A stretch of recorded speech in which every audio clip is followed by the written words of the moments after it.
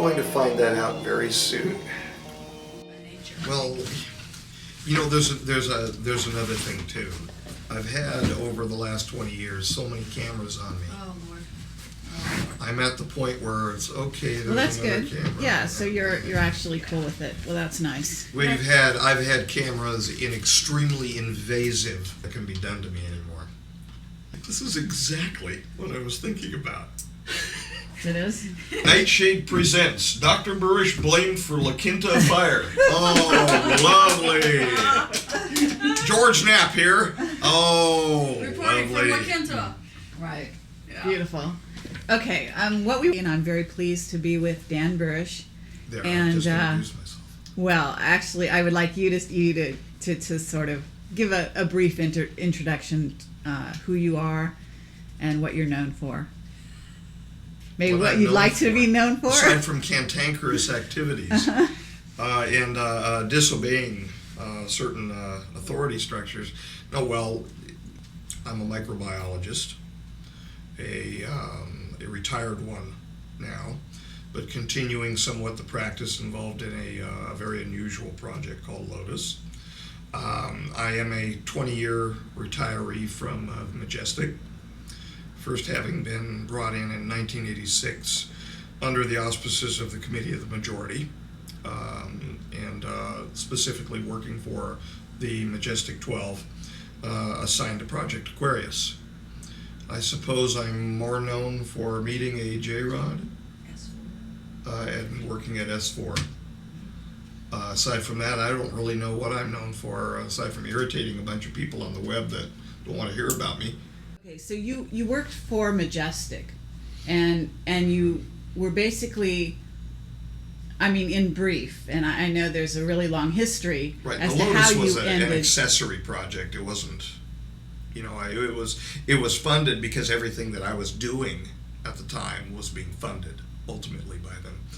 But it was an accessory project. It wasn't something of a critical nature for the Majestic, or as I believed for a long time. However, the principle of the Lotus ultimately ended up being a rather earth-shaking item for the participants at the T9 conference a couple of years ago. What is the T9 conference? During the course of speaking with extraterrestrials and our interactions with them from the 1950s onward, there have been a series of treaties established between we and they meaning a future human intelligence, time travelers. And there have been as a consequence of our relationship with them, there have been more than one treaty system in place. During the last of one of those treaty negotiation and signing times, I had the privilege of being in the presence of the negotiators at the conference, which was held in the state of New Mexico. And there were how many aliens present at that time? There were 2, 4, 6, and a few in the strollers behind the curtains. So we had A few in I'm sorry, what was that reference? They're unable to cope for long periods of time in our atmosphere. In our see. present atmosphere. They've adapted, if you will, to the atmospheres of their particular future timeline, and as a consequence, coming here would be oppressive to them, existing in our standard temperature and our pressure. So they have been provided unique, sealed off, pressurized systems that they would be moved around in by their attendants, basically on a Segway type transport system, where you can push it and it will actually move forward, very easily maneuverable. I see. So that's what you meant by stroller Right. system. Right. Okay. And so they were encapsulated in their strollers in their positions as negotiators for their time. And Are you saying that these aliens that were present at this conference that happened, what, this year, last year? A couple years ago. In which they discussed, I'm assuming it was between the Lotus. 2003 and 4. I'm sorry? Between 2003 and 2004. Okay, and they discussed the Lotus project It was brought up, and in fact, as part of the negotiations, the P plus 45,000 group of J-Rods wanted the codes for the Lotus Principle added into the treaty negotiations so that they could use it in their own attempts to ameliorate their particular neuropathies. Wow. So They they wanted to saw the use it. value. They saw the value right away. They saw a potential value for it, and they wanted to use it for that purpose. It was my argument that it should not be used for a particular purpose, that this is moreover part of a natural system which has been put in place by whatever God is one would want to deign as being the creator of the universe, as part of a natural system and not to be controllable by humankind. Or by alien kind, by well, you they're know, by humans. inference? They're Okay, human you lineage. consider them humans. They're humans. Okay. They're human beings, So- albeit different from what we would expect to see as a human being. But then again, if we look in the history, the presently accepted history of the evolution of humankind, if one were to walk into a conference held by Neanderthals, one would be taken aback. Well, in the same way, one may be taken aback by walking into a conference with these gentlemen. Okay. So you've got two kinds of aliens, and people that are watching this, some people may have no idea about the T2, two timelines. Probably not. We actually had three kinds of extraterrestrials, human lineage extraterrestrials present. Two kinds of P plus 45,000 years from now, if we were to translate over to timeline 2. Difficult subjects, aren't they?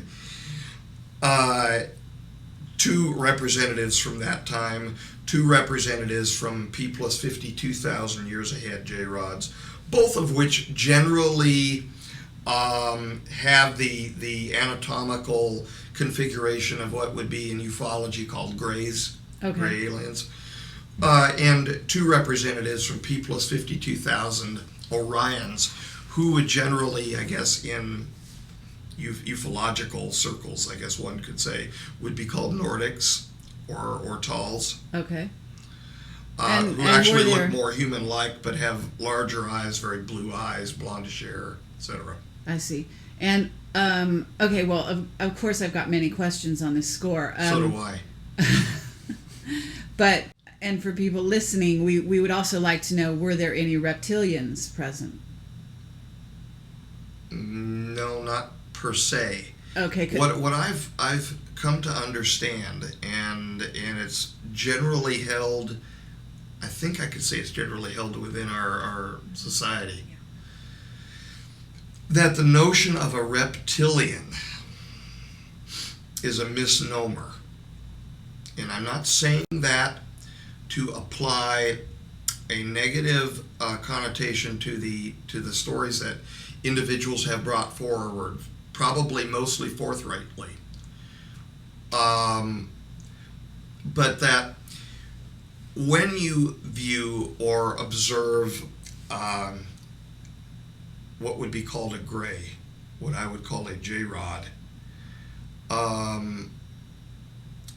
the particular ruddy configuration of their skin, the changes of the sudoriferous glandular structure of their skin, can make them appear during exacerbations of the illness very reptilian in appearance, and also possibly praying mantis type in appearance. They're also suffering from a cocaine-like syndrome, which makes them lurch forward, so they appear very praying mantis-like. So I think that possibly many of the accounts which have forthrightly come from individuals whom have actually been abducted by the P-45s have maybe been interpreted as being reptilian in appearance because of their skin structure. But they're not really reptiles. Okay. Now, I'm not saying, I'm trying to be inclusive here, that there are things in the mind of man and in the glorious universe of God that I don't know. That there's a possibility that individuals have been have encountered alien species not to my reference. Given the fact, I've had to accept the fact that there are human beings that many years ahead of us on another timeline coexisting in reality. How hard would it be for me to accept that there are other extraterrestrials of non-human lineage, of which I've only been briefed about one, which is an extra-dimensional species, whom have referenced other extraterrestrial species that I know nothing about. Mm-hmm. How hard is it for me to accept that after I've been in the presence of a human lineage extraterrestrial? I don't have a problem with that, but at the same time, I don't have evidence to support it either.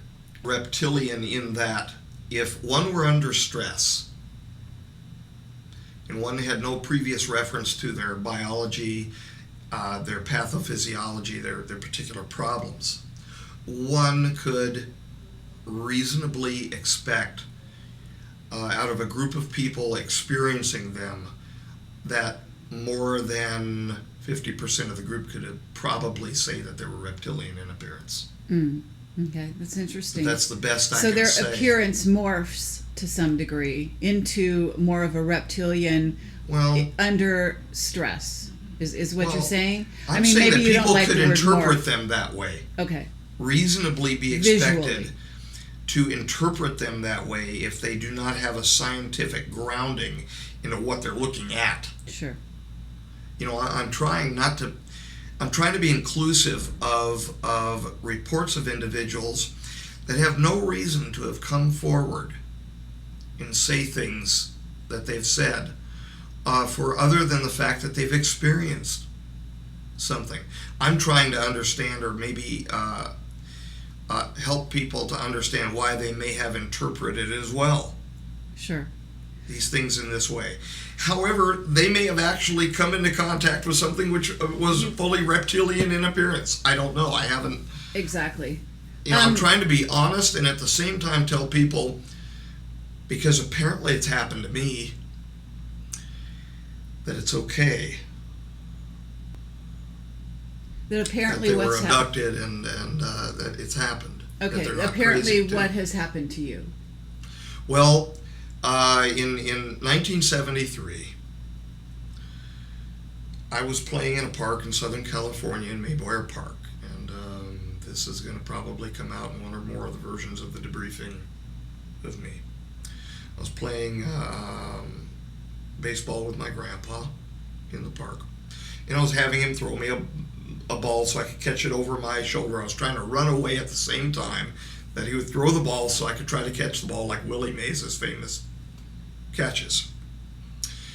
During one of these throws of the ball, I remember looking up toward the sun because it was high in the sky at the time. It was summertime, and glancing away because the sun was blinding me, looking down toward the grass, which was very bright green at the time, and then seeing a flash where the grass appeared to turn black. I appeared, from my perspective, I was covered in a shadow. The shadow reminded me of a triangular bat kite that I had played with my grandfather over the riverbed nearby. And that's the way I basically was able to describe it at the time. I was, 9? I was 9 at the time. Then I remember a flash. Immediately, there's a disjoint memory of this. It's not contiguous. Where I saw my grandfather sitting over by a tree several yards away from me. And the sun had clearly moved in its aspect to me, so time had clearly passed. The earth had moved and time had passed. At least several hours had passed. He was very shook up. I ran over to him, asked him what happened, and he didn't want to talk about it. He said, "You're okay now, you're okay now," and he wanted to go home. So he walked me home immediately over the overpass over Del Amo Boulevard, and we went home. This precipitated a major domestic upset between my grandparents and my mom and dad. Ultimately, this domestic upset resulted in my grandparents moving out. And around that same time, I was having unusual dreams.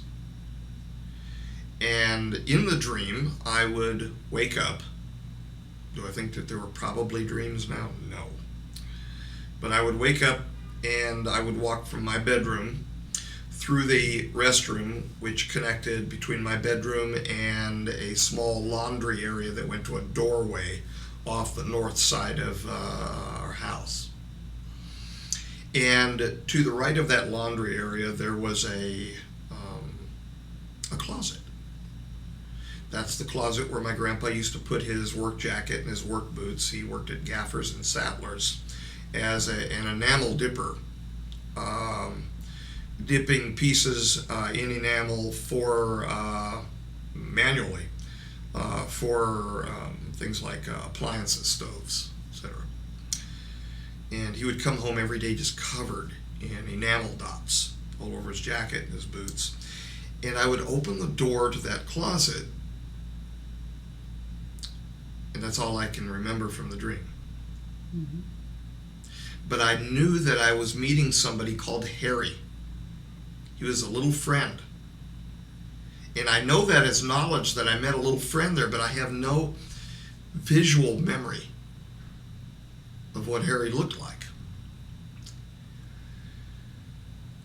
It was finally, because I finally told my mom and dad about it, and it was finally rationalized away that because I was still watching Sesame Street at the time, that was Oscar the Grouch. And that's the way my mom put it. She said, "You're thinking about Oscar the Grouch because he looks furry and hairy." And from that time on, as the dreams continued, I then remember seeing Oscar the Grouch in my dream, but not in the closet, in the restroom, or past the restroom. But I remember just seeing a picture of Oscar the Grouch, so I felt very calm about it. After that, I accepted it as a boy. So you were abducted in something that you don't remember the details of. Is that the actual experience once? Yeah, I told you what the actual memory of it from my boyhood. That is it. Now I remember possibly, and I'm not sure over the years whether this was confabulation or not, because I was a boy at the time. I think I remember seeing a tall person, like if you take a movie frame, like one frame, like a flash of a still picture, mm-hmm. like an iconic memory almost, of a tall person standing next to him at the tree. Next to your grandpa. My grandpa, yeah. Okay. And he refused until the day he passed to discuss what happened. He would become extremely agitated. And John and Dodie for certain, who had many conversations with him, and maybe even John would... this is your father and mother you're talking about. They're my mom and dad that I grew up with. Now, I've learned certain things about my family since then that are really neither here nor there, having to do with who was actually biological father and biological mother and things like that. But they were my mom and dad. They're my mom and dad. I mean, they're the mom and dad that I remember growing up with, and I... But they are not MJ1. No. Okay, but no. And MJ1, somehow this abduction experience seemed to have resulted in you becoming or being viewed as the son of MJ1. Is that correct? Right. What happened is this. I also learned of what happened to me from Kaela, the J-Rod that I met at S4. Mm-hmm. He showed me from his perspective what had happened to me in 1973. Mm-hmm. I saw myself being pulled by my chest upward off the surface of the park. I saw my grandfather going like this and basically panicking, crying, because he wasn't able. My grandpa was very protective of me, and he wasn't able to protect me. And now I understand, God bless him, why he was so upset. The one person in his whole life that he knew that he would protect, that he loved that much to protect, he couldn't at that moment. And I understand why he was so upset. But the J-Rod showed me what happened to me, that I was picked up and that I was laid down on a table in some sort of a craft. And that this craft was a generally chevron-shaped, almost triangular shaped craft. And I was laid down next to a series of young people, one of which was in fact the son of the former MJ1. Something went wrong during the course of my time on board the craft when samples were being taken of me for their studies. And the son of the former MJ1 died. During that time, they put some sort of equipment on me. It almost looked like EEG type, a neural net, if you will, of receivers, probes, electrodes, if you will, on me. And they were trying to save, desperately trying to save, and I could see the movement of the J-rods around this other boy. And I know what he looked like and all of that, because I was seeing it through the eyes of Kaela. They were trying to save him, and he ultimately passed. During that time, apparently they were trying with whatever technology that they employ to save the boy by storing him. That Kaela was with the P-45s at the time. These were P-45,000 J-rods. And they looked at us, and they look at us as no more than containers or cylinders, almost like beakers full of material, of electromagnetic material. And so they were trying to store his energy, if you will. Right.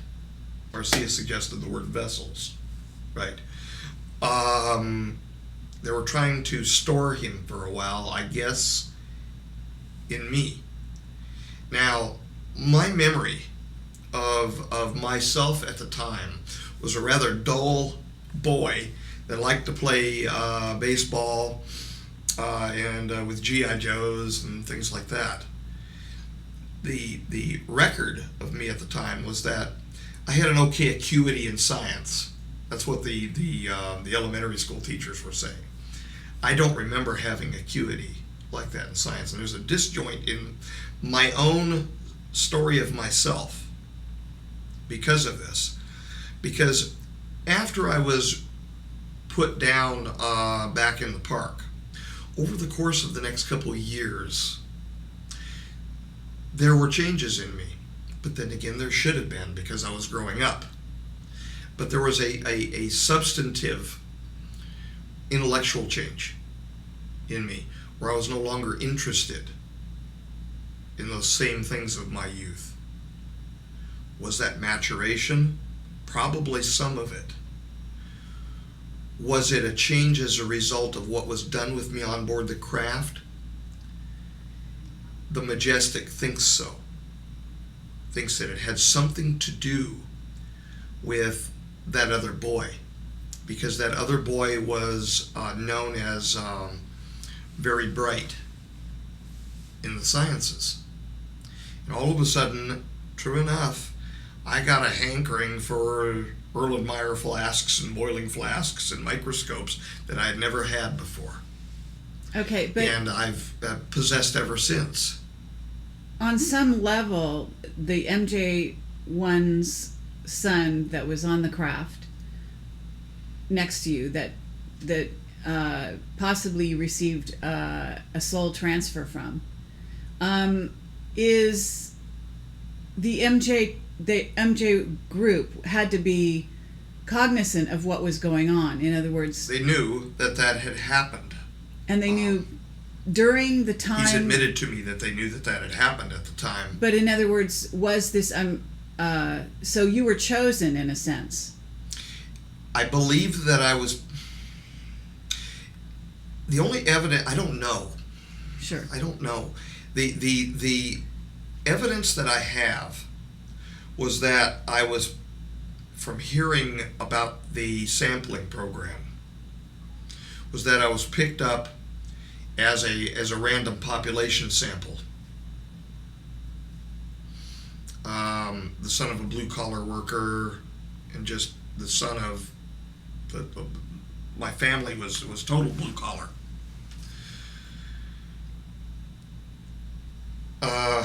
But there are a lot of coincidences that suggest that people were moved into a place to later teach me that happened before 1973. Can I put my finger on that and say, oh yeah, they knew what was going to happen to me and that I was going to be picked up? I can't say that because I wouldn't be honest. But I get the feeling as though, Marcia has held up 2 letters to me, LG, for looking glass. Oh, She I knows see. more. I see. I see. I'm sitting here in the presence of an individual that actually knows more of the truth and cannot tell me, for whatever reason, more of the truth about what's happened to me than I know. Okay. She's just held up the letters LG for looking glass. She's indicating to me that they knew. In other words, and looking glass is the ability to look into the future. So what you're suggesting is that machine for that use, yeah. MJ12 was using looking glass, perhaps saw that the first son of MJ1 was going to die, and planned to groom you to carry on It's possible. in his place on some It's level. possible. Mm-hmm. But I've never been told by them that. Did J. Rod's, Excuse me, but when the you hints have been, forthcoming that is the reality involved. Because, I mean, even, and I don't know for certain that he was ever read into the program. God bless him, Jim, my mentor, Dr. Jim Reynolds. He was moved into places that almost set him up perfectly for Dodie's call, my mom's call that day, to talk with him at Long Beach Memorial Hospital. And she has since admitted, she admitted to Marcy that she received a sum of money. There are some not good things here, and I still love them both for everything that they've done for me, but yet there's an incompatibility now because I'm still the 8 or 9-year-old boy in their eyes that they're willing to try to take sovereignty away from, and it produces an incompatibility in the relationship. What we're trying to find out, though, is how did you hook up with MJ1 after that? I mean, well, the first time that I saw him was at the back of the meeting room at the George C. Page Museum when I was a member of the Los Angeles Microscopical Society. how old were you? 13, 14. So it was a Around few there. years after.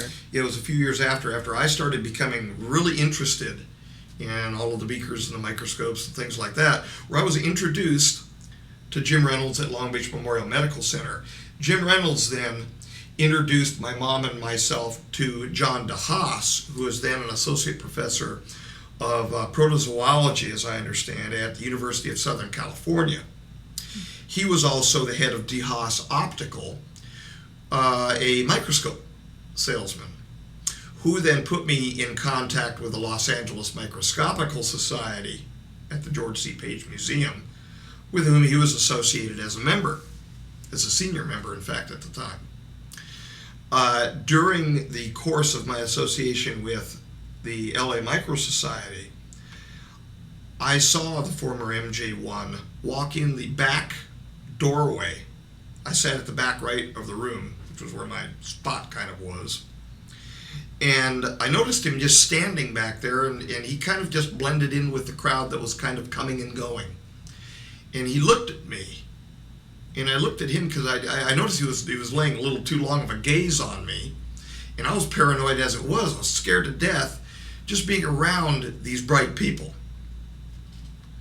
These were accomplished scientists. Zane Price was one of them, who was the head of the electron micro lab at UCLA. I mean, these were accomplished people. And I noticed he laid this gaze on me from the back of the room, and he took his lighter, and he opened, it was a Zippo lighter, and it had a United States Navy seal on it. And he just popped it and lit it, and closed it up, and walked out the back door. I had no idea who this dude was. Scared to ask anybody because I didn't want to look stupid. You know, I was a geeky teen. Later on, I find out that he just wanted to introduce himself to me early on. He wanted to see where I was in my life at the time. Now, of course, the association was already established because of the son Michael and all of that business from 73. This was like 1975, 76, right in that general time frame. So, okay. So that's my first forward. meeting with him, but I didn't really meet with him at the time. He showed himself to me. I understand. And you have since developed a relationship with him such that there is affection there, and he does consider you his son. He treats me very son-like, yes. Okay. But would you also say that it's his, he regards you as his son literally, or he must be conscious of the shift or the transfer that took place. He knows what happened on board. We've had long discussions about this. Okay. In fact, during we had an entire night discussion about it one night. You know, I'm trying to do the right things by everybody, and that's the only reason why. To be honest, I mean, my debriefing must come out to the public to the extent that the authentic message, the truthful message of what I've seen, comes out. And that concerns the extraterrestrial issue. But the rest of it, my losing my knees out at Mayboyer Park and falling at the base of the tree where my grandpa was, that's not required. But for people to know that it's not bullshit,